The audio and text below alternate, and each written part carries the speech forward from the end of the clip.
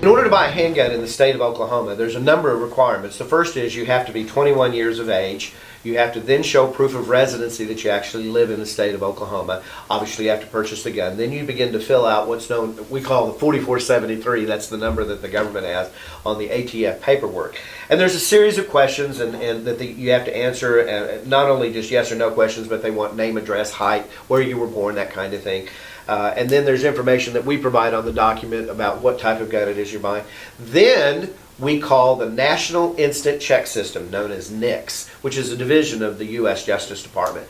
We give them certain information off of this form to either get an approval, in other words, we can proceed with the sale, a delay, meaning that there's something else they need to check out, so we're not going to be able to finish the sale today, or an outright denial on the form. And so those are the three choices that the NICS Operations Center will then give us. The first is, are they under indictment for any particular crime? Have they been convicted of any crime? Domestic abuse, by the way, a Victims Protection Order, what's known as a VPO, if that's ever been filed. Those are all prohibited issues. Are you a citizen of the United States? Because you can actually have residency but not be a citizen, and that's going to be a prohibitive factor as well. So there's a series of those like questions, if you will, that go into this. The time when a guest walks through the door here, at least at H&H anyway, and they go through the process of selecting their gun and then the staff getting it and then doing the paperwork, you're looking at about an hour overall. It could be a little less, it could be a little longer, but it just depends. The amount of time it takes to fill out the paperwork is part of that process, if you will, the same time frame. So yeah. Part of the interaction that I think all dealers do, certainly at H&H, is we're trying very hard to make sure we're servicing the guest correctly. And if a guest is drunk,